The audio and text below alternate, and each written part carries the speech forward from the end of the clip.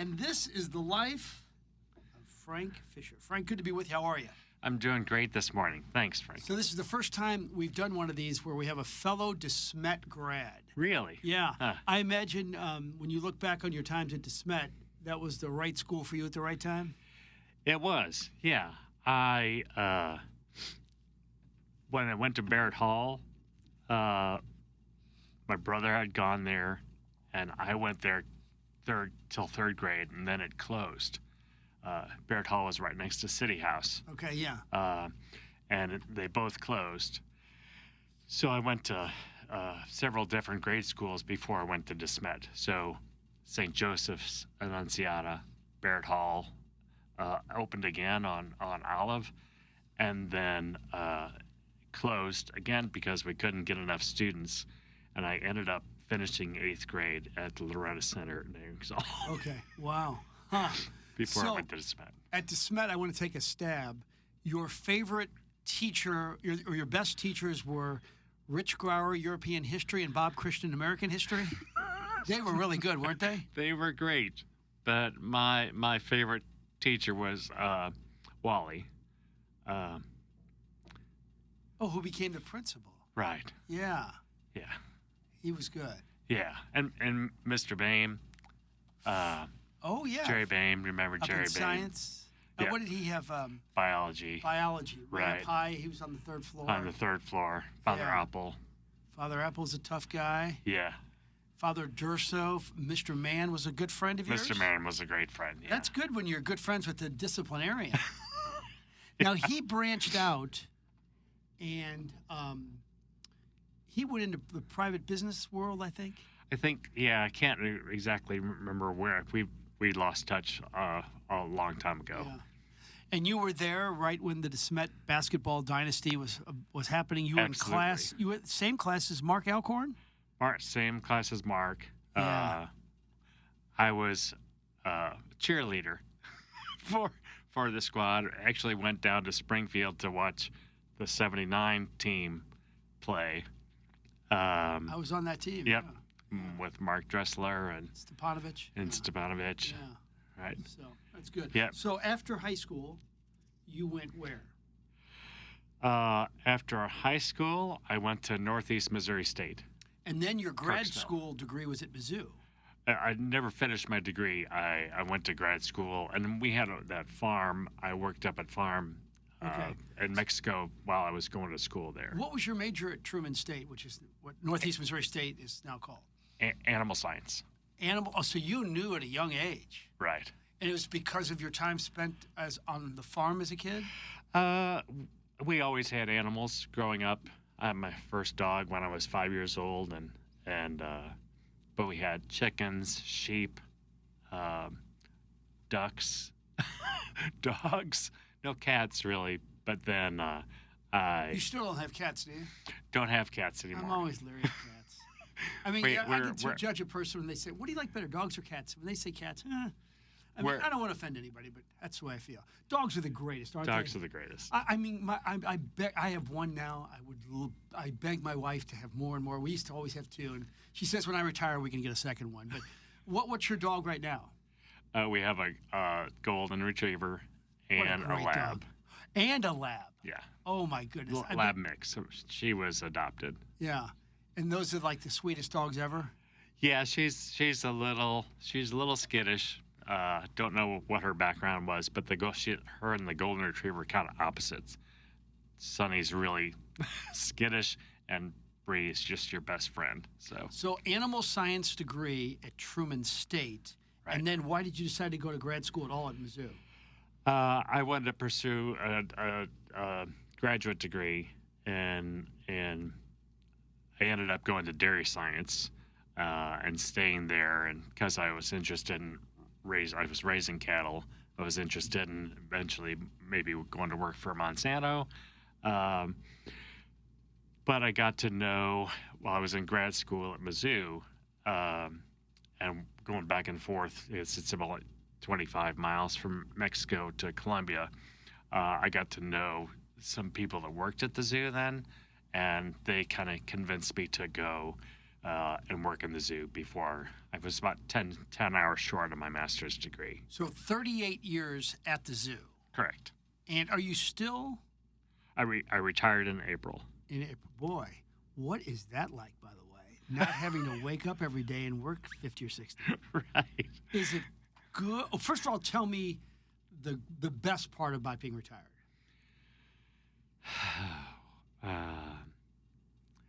I mean, not having to get up at 5:30 in the morning. That's was what you had really to do nice. your whole career? Pretty basically? much 5:30 every day. Okay, so the sleep-in angle is good. Sleeping in What an else angle. is great about it? Just being home. We have big property out in Wildwood, and it's just nice to have a big garden. And my wife's still working. What does she do? She's the general curator at Wildcare Park, the zoo's north extension. If you know or if you heard about it.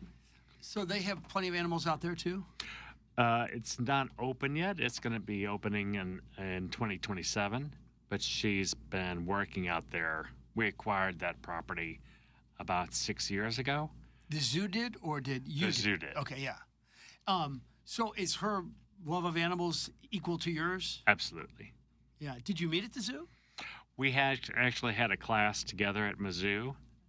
She was a couple of years. She was in undergrad, and I was in graduate school. And she actually started at the zoo because I continued to grad school and then came home, worked for my dad for a while. And your dad did what? He's Fischer and Fischer started Fischer and Fischer home building. Oh, okay. Yeah. Gotcha. So you went a completely different direction. Completely you probably could have different. gone into that business, right? My brother's running it now, so he's been running it since 1984. Yeah. But I chose a completely different direction. And speaking of your parents, your mom was like your all-time hero? Yeah, I mean, she was the best person in the world for me. So. And how long did you have her for? She passed away in 2016. Yeah. What made her great? She just nothing fazed her. She's always stood behind us 100%, no matter what any of our 6 children wanted to do. And So you came from a family of 6. Yep. And you're the youngest? No, I have a younger sister. Okay. I'm the 5th. 4 boys? 4 girls and 2 boys. Gotcha. Yeah. When you told your mom you wanted to go into the zoo industry, because that's a little bit unique, Mm-hmm. she was probably like really encouraging, you can be great at this? Absolutely. Yeah. How about your dad? He was behind us all 100%. Dad was pretty much a workaholic. Started Fischer and Fischer in 49, a little bit before 49. But yeah, and just took that business. But he was always, behind us. But he was, working That's to a pretty raise famous us 6 company, too. kids. It is. It was a great company. Yeah. Still is. Oh, still going. Like roughly, give me an idea about how big, like in terms of houses or something along those lines. In the 70s, he was the biggest builder in St. Louis. So he was the equivalent of McBride. What McBride is now, he was. Right, but I mean, there's still Fischer and Fischer, McBride. They're still going strong. My brother's taken the company just exponentially. Yeah. But yeah, doing great. All right, so 38-year career at the St. Louis Zoo. First of all, give us a little historical perspective. We all know this is considered like one of the great zoos in America. It's always up there with San Diego. Absolutely. But when did it get to that high ranking? I mean, was it instantly great, or when did all of a sudden our St. Louis Zoo become nationally known? Roughly when? Well, I don't know that when we started, Charlie, if you remember Charlie Hessel, Yeah. he was the director then, and Marlon Perkins also. So I think Marlon Perkins. So the great Marlon Perkins, what did he have to do with our zoo? He was director before Really? Yeah, Veer Heller and before Charlie. So yeah, he was in the zoo, ran the zoo for period of time, and then he was, of course, had The TV Mutual of specials. Omaha, Mutual of Omaha. right? Yeah. And then, but his wife is very essential to the zoo later after Marlon passed away, and came to the zoo a lot when we were still first started working there. So I'm sensing Carol Perkins. We had great leadership at the top, which made it unbelievable. Great leadership, and the zoo was free. So I mean, that's Is it what still free? still free. Okay. Mm-hmm. Is that how unique is that around the country? There's only 3 zoos. They're free? Yeah.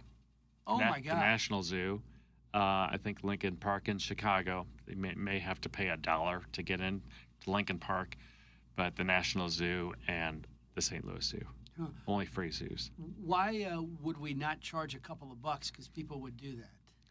It was in the charter. Who set that up? The very beginnings of when the zoo was originated in the early 1900s. So it can never charge admission. Well, it's in the charter. As long as we're getting money from the St. Louis County, Okay.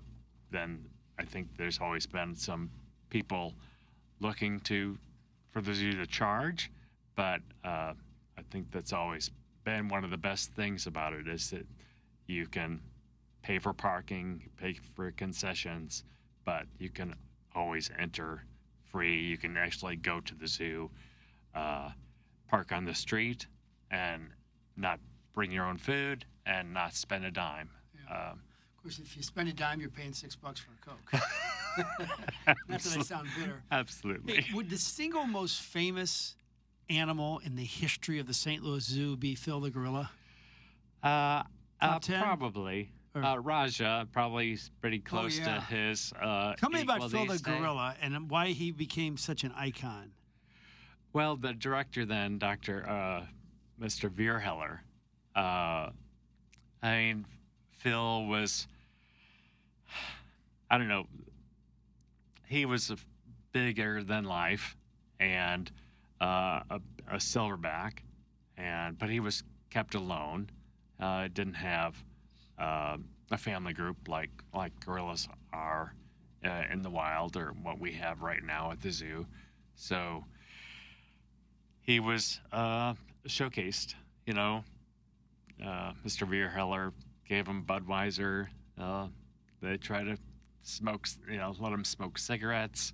He had Budweiser and cigarettes. Did it affect him much? Yeah, he died the year before I was born. Okay. So he died in 1958. But you knew about the legend. Yeah.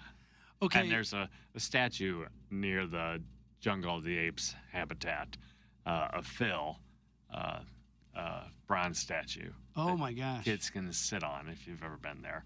Yeah. Wow. All right. If he's the most famous, who is the most beloved animal that they've ever had at the St. Louis Zoo? Would it be Raja or? I mean, probably.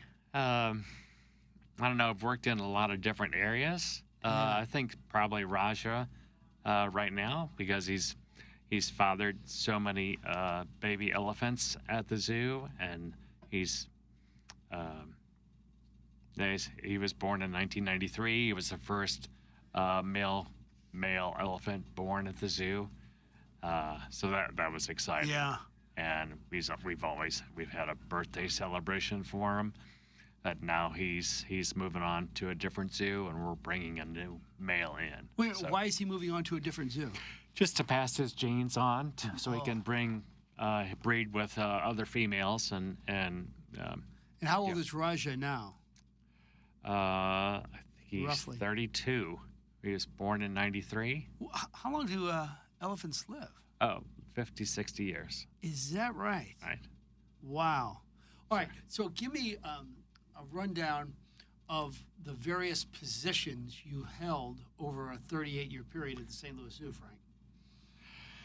Well, I started out in antelope because my background was in hoofed animals, and in 1987, and I worked there for about a year and a half in the antelope area, and where the elephants on the other side of the zoo, where the elephant building was then.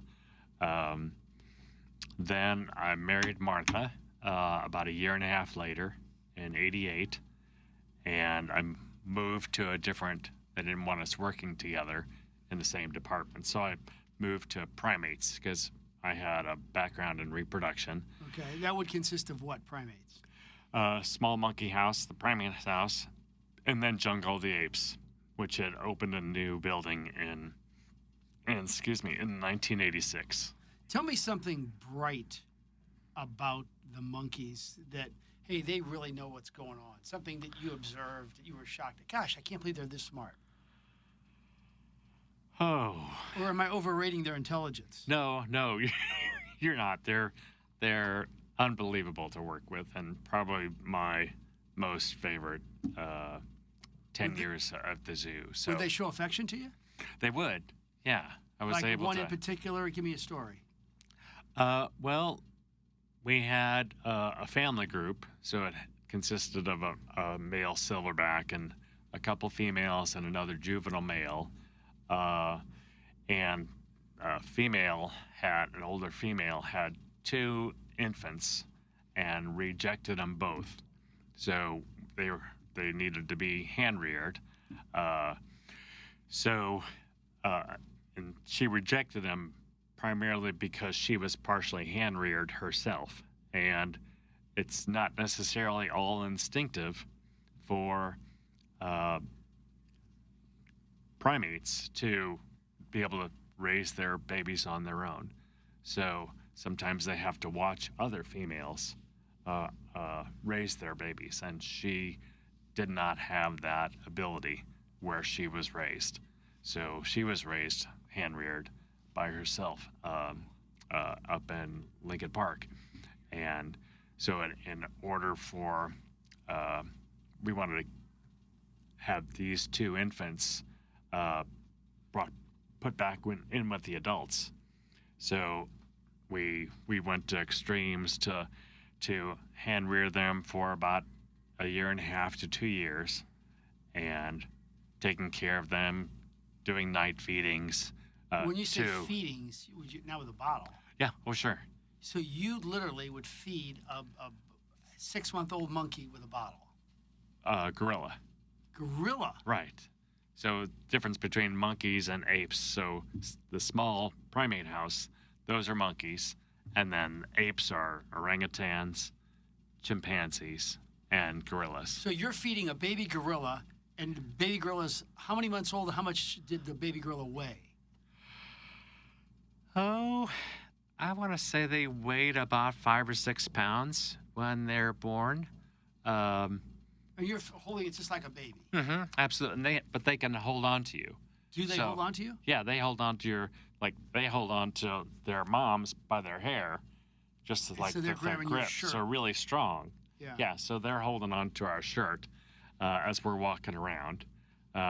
So we had one whose name was Mashindi. He was the first baby gorilla born at the zoo. And Mashindi means, I think, number 1 in Swahili. It means winner. So he was born in 87 or 88, and his mom rejected him. Then we sort of raised him by himself for a little while. Then she had another infant named Juma, and she rejected him as well. We brought another female in as a playmate for Mashindi from the Cincinnati Zoo. Her name was Eni. So we had 3 baby gorillas under a year old. So we raised them together, myself and 4 other keepers. Besides feeding them, what else did you do for these babies? We played with them, so cleaned up after them. We were their family. But we put them next to, if you've been to the Jungle of the Apes, there's large mesh panels that the family group inside, the adults, can see the infants So we'd stand and sit and stay with the babies close to those big mesh panels. And eventually we'd allow the adults to touch the infants and let the infants gorillas. touch them, the adult gorillas. So, but it was big, steel mesh. Yeah. So they could touch them, but they couldn't grab them or. So we always had control over the babies. And then we worked that way until we started to say, we need to get these babies in with the adults. So we don't want to hand rear them anymore. And what age is that? That was about 1.5 to 2 years. So, but you had them for sometimes 2 years. Yeah. And just these 3, though. What happens when they get a little bit bigger? Do they still remember you as the guy who nursed them and helped them? They did for a while, but once they were in with the adults, they become part of the family. So they still like you? I don't know. they knew that we hand reared them, so we didn't ever test that. Yeah. We didn't go in and pick them up, or if they came in through the shift door, we wouldn't go in by themselves. We wouldn't go in and try to pick them up or see how well they'd react to us being in there with them. But they were with the adults now. So what's the most horrifying incident you may have had in your 38 years in terms of you being in danger? Oh, wow. I don't think there's ever been a time when I've been in danger. But we had another family group of chimps, chimpanzees. We had 7 chimps then. And one of the chimps had a baby, and another female had taken her baby from her and kind of lashed out and bit the baby's hand. So it was just hanging by a thread. So we had to immediately rush to get the female with the baby inside in the back holding area and not let the other adults come in back with her. So that was just a real adrenaline rush, tense moment. And anyway, that baby, Kabali, had to have his hand removed. So he just had a stump on his right hand. But he eventually moved. In the early 90s, we moved those chimps that we had in St. Louis to Hawaii. So they were in an outdoor habitat, because we didn't have outdoor habitat for chimps then when I was in the ape house. But they were able to go to Hawaii in a big, huge, outdoor habitat. And then we acquired some new chimps from the Philadelphia Zoo. Wow. And he was eventually the adult male in that habitat in Hawaii. So it was great for him. What do you think you would have done with your life if there wasn't a thing called animals and there wasn't a zoo? What do you think you would have done? Probably would have gone into the building business with my brother. Yeah. But this zoo area and being with animals was like tailor-made for you. It was. I've always loved animals. From, like I said, we had horses, cattle, and this was out in Chesterfield back in the 70s. Ducks, sheep, you name it, we had it. And my mom always encouraged that. My dad was never a big fan, but he allowed them in the house. So, I don't think I've just always been an animal lover, no matter what. And my wife's the same way. Our kids are the same way. And then in terms of like in your 38 years, what was the best job you had with the zoo that you just couldn't wait to get to work every day? What was the best part of it? Best stretch you had? Well, raising the being in the ape house for that 10-year period, that was probably my best experience. But after I left apes, I went to work in the bird department and opened Penguin Puffin exhibit. Oh yeah. So, and I've stayed in birds for about 27 years. Wow. So, but we opened up the Penguin and Did you Puffin. get talking parrots at all? Did you deal with them at all? We had some parrots in the old fly cage when I was first in the bird department. But yeah, we have 2 parrots at home. And do they talk? They make noises. They don't necessarily. We had a parrot that was my wife's. She came from Panama. Martha lived in Panama for a while. So they brought back a parrot, and his name was Pancho. He did quite a bit of talking, and he sang several songs. But we didn't have any parrots that did a lot of talking at the zoo. So at your house right now, 2 dogs, 2 parrots. 2 parrots. What else? That's all. Okay. Yeah. Okay. Now, so you've elected to retire, and you're at home, but your bride is still working every day. She's still working. Yep. And was there any exit Monday through strategy Friday. there? Is any time soon? Yeah, I'm not gonna. You don't know. No, she's gonna continue to work. So let her deal with try to finish up wild care. But that's All right. on her. Tell me about each of your kids, Frank, Nina, and Scott. What do they do?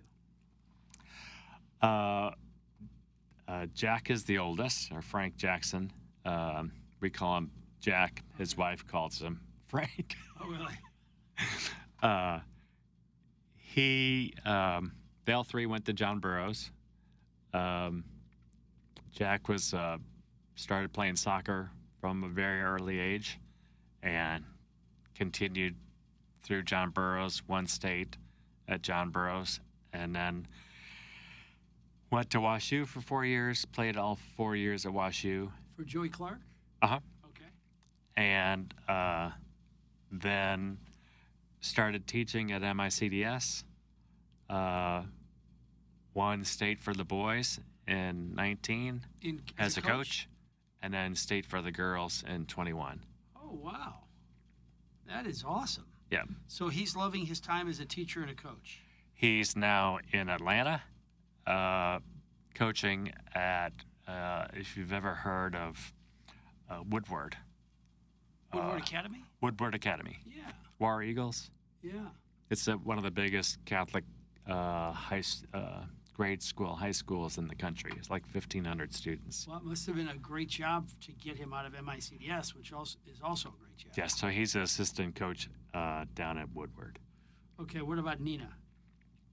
Oh, and Jack and Ashley, his wife Ashley, just had our first grandchild. Oh, great. Congrats. In May.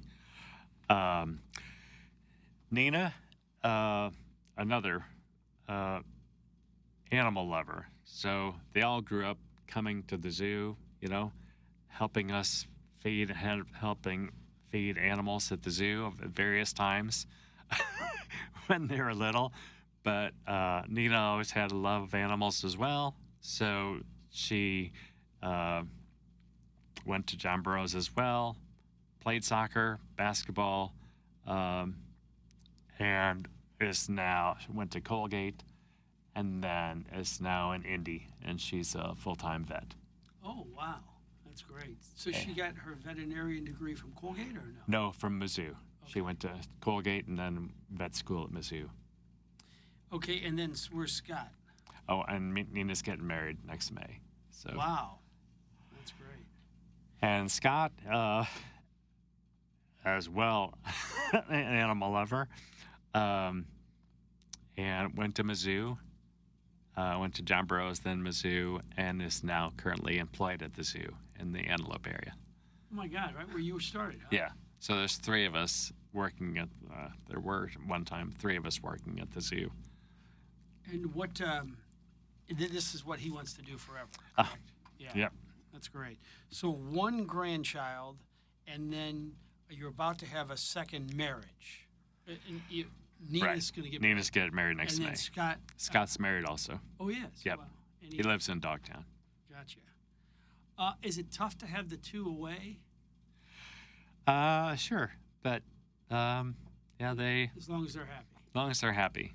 Yeah, we'd love to have them back. But as long as they're happy and doing what they want, yeah, we support them as much as we can. And has Jackson or Jack, has he had success down there as a coach yet? Yeah, I mean they're in the playoffs. He's been there, going on 3 years now, I think. Yeah, I mean, I think his coach is from England, the head coach. But yeah, he's doing great.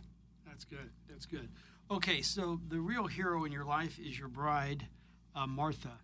So tell me, what makes Martha just off the charts great? Oh, well, it's one of the best experiences of my life. Got married in '88, and she's been my partner in crime and co-worker. We worked in the Antelope House together. How could you not for fall about in a love year if and a you half? work in the Antelope House together? Talk about romantic. Yep. Just doing the same thing, you know. And you claim like she's the smart one and she basically controls things. Is she in charge? Yeah, we've it's just been a working together. She's a mentor to me because she's been she started working with Gravy Zebras very earlier in her career, and now she has a Gravy Zebra Trust over in Kenya. She's been in Kenya Oh, wow. 35, maybe 40 times. But she's just... On missions. So the Gravy Zebra comes from couple different African countries. So now why would she go there? Explain this. So the Gravy Zebras are one of the most endangered species. They're the most endangered zebra species, but they're one of the most endangered species. About 2,000, 2,500 of them left in Eritrea and Kenya. So she would go there to do what? To do conservation work. Which would be like what? So working with communities to help prevent poaching, to explain to the communities why these species are very important. They bring tourists to the area. You know, it's trying to explain to the people that they shouldn't kill these animals. Yeah. But they try to preserve them because it helps their communities. It brings tourists into these communities that are not as populated as, say, Nairobi, where it's the capital of Kenya. But so, and then she's not only been working with Gravy Zebra, but all different types of hoofed animals, and she's been the curator of the antelope area for 25 years, and now she's general curator up at Wildcare Park. So she's pretty much making Wildcare Park happen. That's awesome. And if you haven't heard of it, it's 430 acres. It's the old pipe fitters reunion retreat. That's great. So among the things that you like to do, one of them is vacationing with Martha, but also with your dogs. You bring your dogs. we try to bring the dogs. Like what would be a great vacation that you've done in the past with the dogs? Oh, we like to go to vacation at the beach in Pawleys Island. I mean, Pawleys Island? South Carolina. Oh, okay. Yeah. Because we just did the Hilton Head, and the problem is when you rent a house there, a lot of them have that no pet thing, which kills us because we want to bring the dogs. Yeah. All of our kids' dogs. Yeah. Sure. Yeah. So you got to try to find an Airbnb or a place that takes dogs. And so you're heavily into gardening. And Yeah, what do you do? had a garden for about 20 years, a little over 20 years, but I've always not had enough time to really do it like I wanted to do it. And then right before I retired, my kids helped me. That's one of their presents for me retiring. Get the garden just the way Martha and I have wanted to look like, and now it's to that point. So, That's great. and we've been very active and in planting natives around our house, Yeah. and we've got wildlife all around us and coming into our pool, into our pool yard. We've had deer swim across the pool before. Oh, wow. So, That is awesome. yeah. So with your kids all heavily involved in sports, you're somewhat of a sports fan? Sports freak, Oh, great. pretty much all my life. So you grew up a Cardinal fan. Was Ozzie your hero, or who was? Yeah, met Ozzie several times. Maybe you remember Lou and Bob, probably, when you were a Yep. little kid. Yeah. Yep. Used to have those packets of photographs Baseball of, cards? no, they're like 6 inches long Oh, I remember with this. the cellophane front that Yes. had their pictures. Bob Gibson, Julian Javier, all the Joe Torre, all those. Oh, yeah. We used to stand in line, try to get their autographs. What about physical activity? You're in good shape. What do you do? I do stretches, exercises every morning. Been doing that for the last 20 years. Being a keeper, you do about anywhere from 8 to 12, 13, 14 miles a day. So there's a workout every day. So it's a workout every day. That's good. Yeah. Where are you, if I could ask, faith-wise? Have not grew up Catholic. We lived in Bridgeton on Berry Hill, if you know where Berry Hill is, off of Fifi Road. Yep. We had my cousins on one side and my other cousins on the other. So there were 18 kids. My father had 2 brothers and 2 sisters, and they each had 6 kids. Wow. So there was 18 of us. We had enough room to play softball as just us, a Yeah. big family, and so we all grew up Catholic.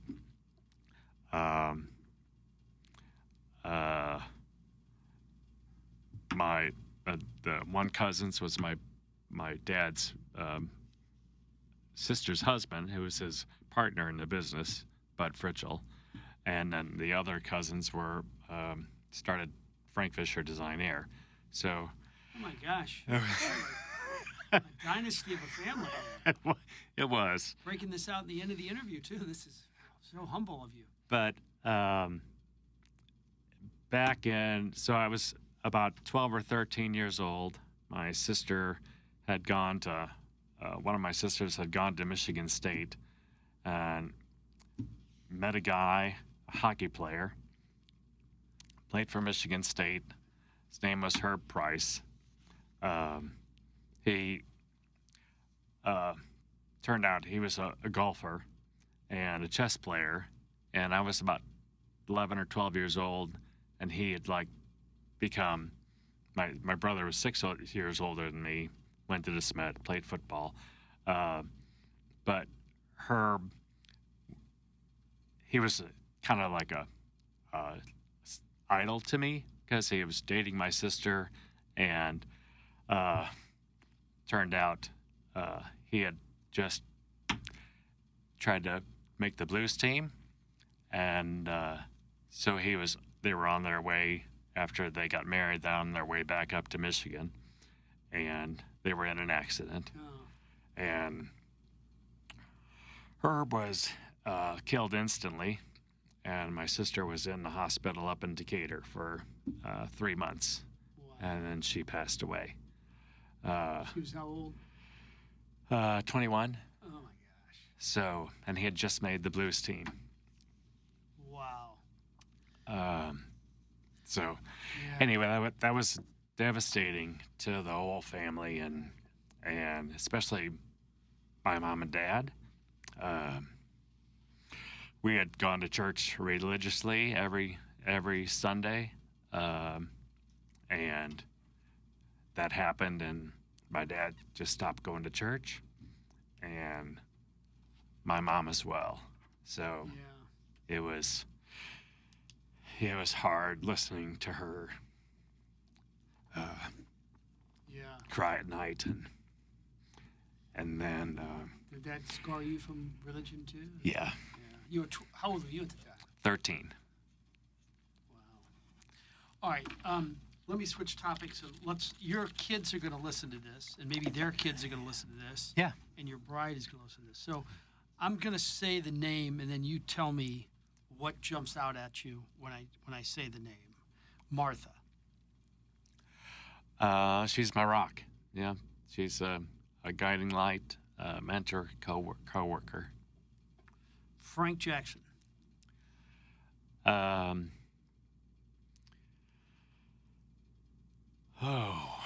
What jumps out at you? Talented. Yeah. Just determined. Yep. Nina. Creative. That's good. Scott.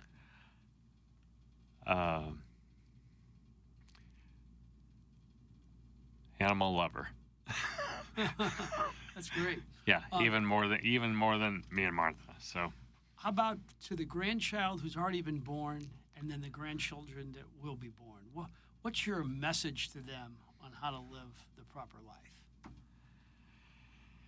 oh, just follow your dreams, and don't be afraid to work hard. You know, just that's I think something that was instilled in our 6 kids, just a work ethic. So just, but then, always have a good work ethic and follow your dreams. Do you ever miss it? Do you ever want to go back? I had enough of the zoo, so yeah, I'm What do you miss good. most about it, though? Oh, I miss the animals. Yeah, I mean, the people that work at the zoo are fantastic, but I miss the animals. Now I'm going to get real personal. Where do those 2 dogs sleep at night? With us. In In our bed. Yeah. It's the only way. I don't even sleep though if I don't have my dog with me. Now. If I'm on the road and stuff. Yeah. Yeah, absolutely. No, they're great. What do you? I guess. And we have grand dogs too. My daughter brings her dogs. Jack and Ashley bring their dogs from Atlanta. So Scott has 2 dogs as well. So Yeah. We've had as many as 7 dogs in the house at Christmas. So I got a feeling that you just don't have any regrets in life right now, do you? I don't. Nope. It was just a great career at the zoo. I mean, working at the top 5 zoos for 38 years, all your life, all your working career. I love to feed birds, wild birds. So if I go back to work part-time, I might work at Wild Birds Unlimited, if you know what that is. Yeah. So they sell bird feeders and seed. So I wonder how many guys can say they love their career, they love their wife, they love their 3 kids, and in good health. yeah. So I don't know. Like I said, I've been very privileged. My dad worked very hard, and my mom raised 6 kids, and we've just tried to do the exact same thing with our children, and hope they do the same thing with their children, and enjoy your work. And I think everybody that is doing that. So Well done. That is the Frank Fischer story.